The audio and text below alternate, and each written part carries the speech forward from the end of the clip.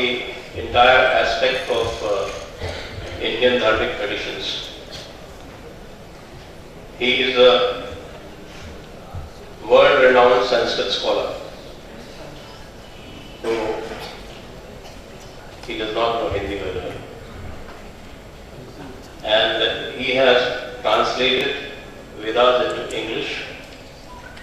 He also travels the world and takes sessions on Vedas, Vedanta, yoga and Ayurveda, various aspects of our mantra and Jyotish traditions. So I am going to request him to cover the entire gamut of these traditions. There is no time limit for him, and there would be a question answer session. So all of you are free to collect your thoughts and take the benefit of all the people present here and ask them as many questions. It might delay your lunch, but it will be well worth it, I can assure you. Namaha. It is my great honor to be with you today, and I'm very happy to see a conference dedicated to the globalization of Ayurveda, and also connected to the whole globalization of the Vedic knowledge and the Indian culture. I would like to thank Sanjay Dixit for inviting me to this particular event, and Atul Vyas for discussions and taking care of us, and the other venerable doctors on the dais. Also happy that Yogini Shambhavi was able to speak before you, so you can hear some aspects of her power and her wisdom. She has important books on the Shakti Sadhana, and she has a very important, beautiful chanting voice. Maybe we can have her do an invocation towards the end of the program. So let me try to put this a little bit in perspective. My life has been a very interesting journey. Personally, I'm someone who came from a Midwestern family in the United States. I was second of 10 children, and we didn't know anything about India growing up, much less anything Vedic or yogic or anything. In the late 60s, in my late teens, I did some study of the different philosophies of the world, starting college and all of that.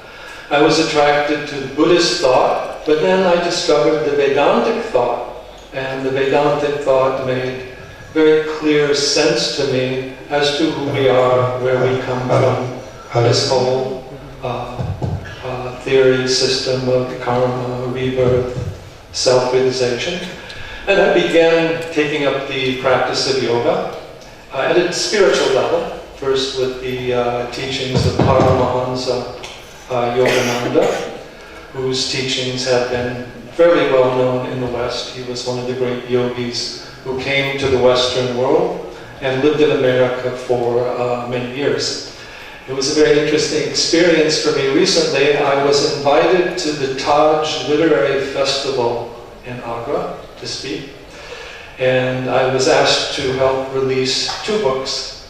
And the first book was Autobiography of a Yogi in the Indian edition, and we found out that Yogananda had more than 2,000 devotees in Agra alone, and that his teachings had come here. So it's very interesting to me to see these generational growth and development.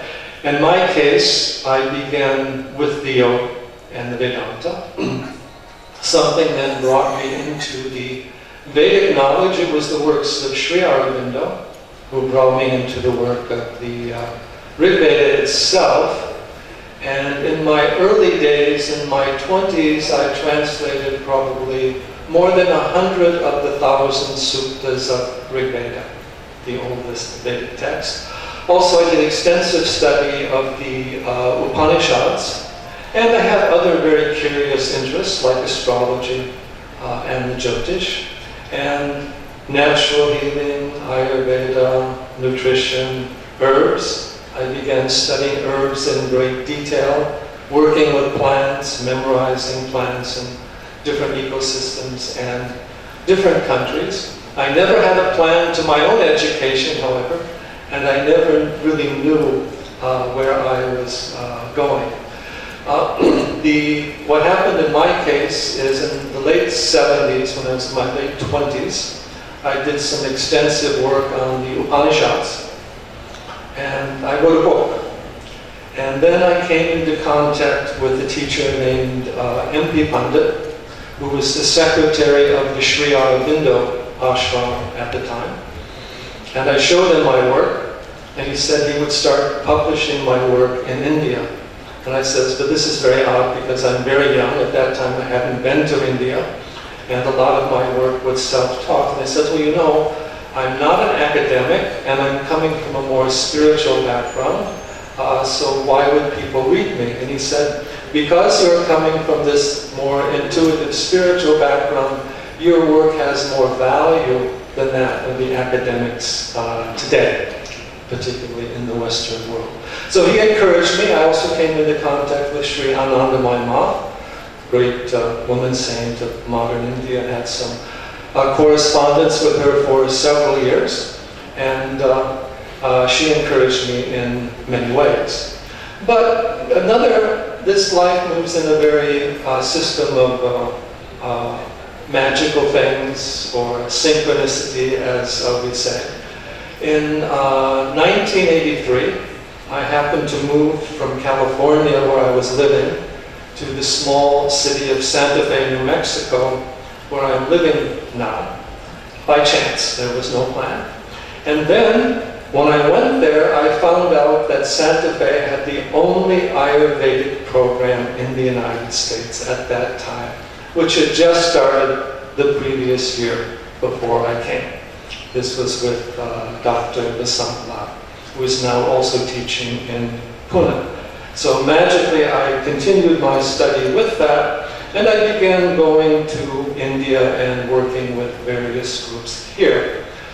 My main Ayurvedic teacher was a Dr. Balavashka, who was in the Mumbai and Pune area, and I'm happy to say he was a graduate of the first Ayurvedic program in Maharashtra, in Satara, in 1941. So I was able to, this was a Ayurveda Visharada program, not the modern BAMS program, that came later.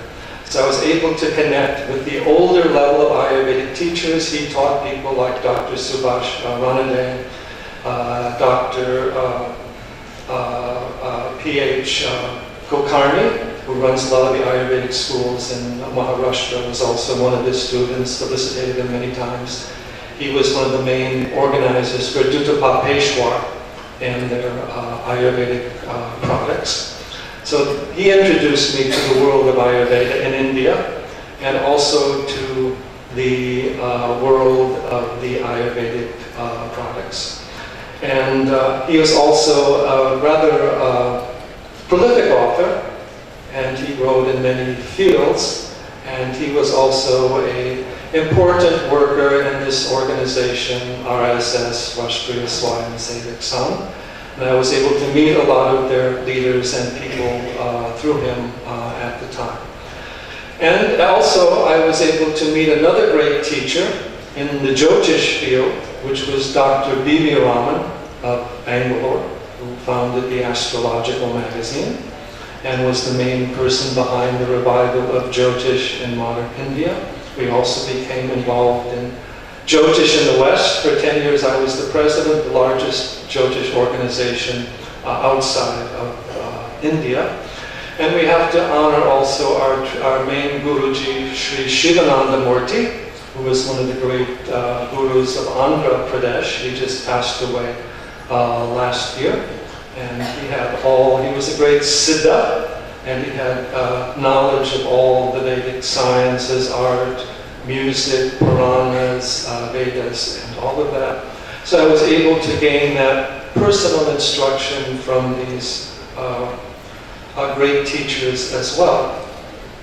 My work in the West and also in India is to promote the cause of Vedic education. Ayurveda is central to that, but we also are very much promoting the cause of yoga, Vedanta, and also the Jyotish, even to some extent the Vastu Shastra, and the whole range of what we call the Vedic sciences. And we've been working with many groups inside of India on these issues as well as outside of India. We've also been involved with historical issues and the questions of the nature of the Vedas and Vedic knowledge.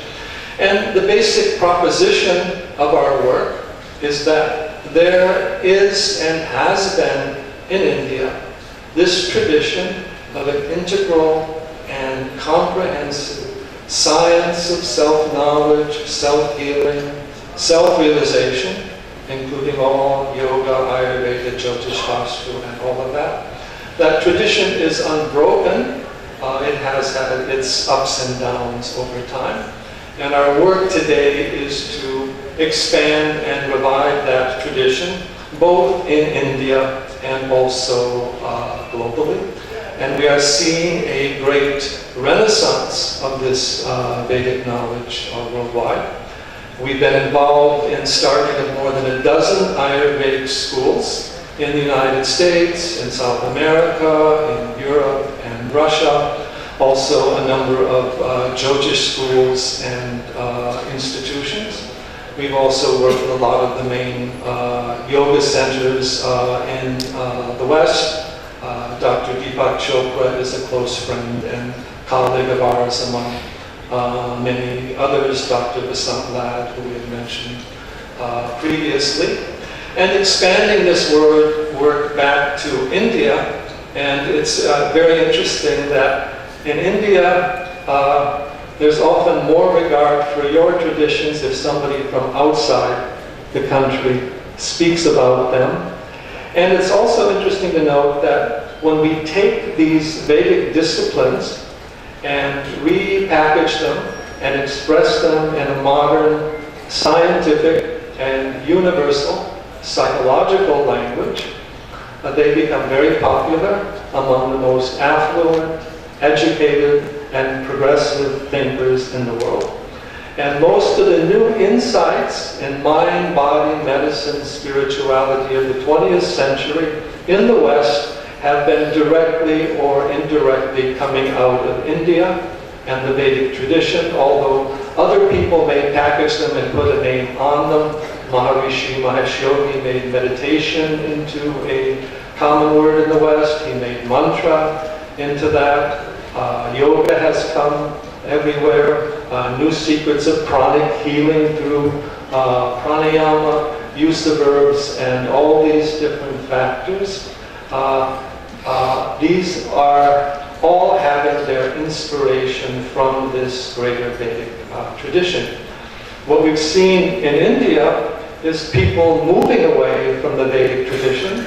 That is now slowing down or even reversing. And also looking down on their own traditions as something backward, unprogressive, irrelevant, and looking to modern science and modern medicine as the great answer and the great panacea. And I must tell you that the greatest minds in medicine and in physics today are looking to the teachings coming out of India through yoga, Vedanta, Ayurveda, and Buddhist traditions. And they're willing now to embrace, or at least look into, a much deeper model of human being, human life, and human culture. As we all know, coming out of these Indic traditions, human being is not just the physical body. You'll note that the modern medicine is basically chemically based. And in modern medicine, there is still not even a recognition of prana as an independent or holistic force operating on its own. This idea of a holistic energy, intelligence running the body has not been recognized apart from the chemical activity going on. There is also not yet a deep understanding of consciousness, although there is a new exploration of consciousness in healing. In Vedic thought, brain, mind, and consciousness are different but related things. In the modern medical thought, they tend to identify brain, mind, and consciousness as the same. Brain is the outer vehicle of the mind. Mind is the inner vehicle of the consciousness. Consciousness is something that is beyond body and mind, which means it has the ability to heal, transform, and transcend both body and mind. At a cosmic level, physics has recognized relativity of time and space, singularity behind time and space, so that it's possible through the singularity to transcend time and space at a physical level, and looking to a unitary field of consciousness or self-awareness behind the universe as a whole. That is some of the most cutting-edge thought that is going on in science today. But this is something that has been known and understood by the yoga and the Ayurveda traditions here for many, many centuries and thousands of years. But whereas in the modern science, these factors are being examined theoretically, in the Vedic sciences, we have the ability to examine them practically and inside of ourselves. So let's take a quick look at these. Now, the oldest text that we work with is, of course, Rigveda. You are usually taught that Ayurvedas connect to Atharvaveda. Actually, that's only partially true. All the main concepts and powers in Ayurveda are also found in earlier Vedas. Yajurveda has dhatus, it has panchapranas, and all of that. But particularly, Rigveda is dominated by the three main devatas. Agni, which is the power of fire, heat, light, life, perception, consciousness exists on many levels. Vayu, or called Indra, the master force, also called Vata, Marut, Rudra, many names and forms. The pranic principle, the Vata dosha, and the Soma, the water, the kapha, the enjoyment, the nourishing principles. So the Vedas are based upon this thought. Agni Somatmakam, the fire, the sun and the moon, fire and the water, pitta and kapha forces, which in turn manifest from the prana, the Indra, the master, the Vayu force. So these three devatas, these three powers are recognized as pervading the entire universe. In the Ayurveda, we focus on the Jataragni, and then we also have the Budagnis, we have the Dhatwagnis, 13 Agnis at a physical level. But there are many, many more aspects of Agni. In the yoga, we emphasize the Pranagni, the Agni of Prana, which is accessed through the pranayama for purifying and transforming the subtle body and for awakening the subtle energies. Kundalini Shakti is a form of Prana Agni dwelling in the earth, or the Muladhara Agni comes up out of the earth.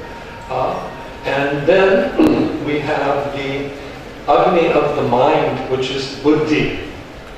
the power of discernment and discrimination, nitya nitya vastu viveka, discrimination between the eternal and the transient.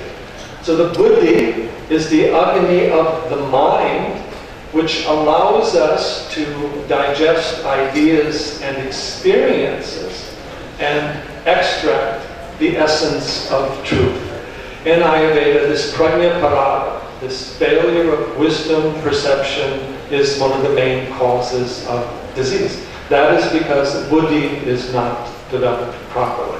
What Ayurveda teaches us, and what all the Vedas teaches us, is the cultivation of buddhi.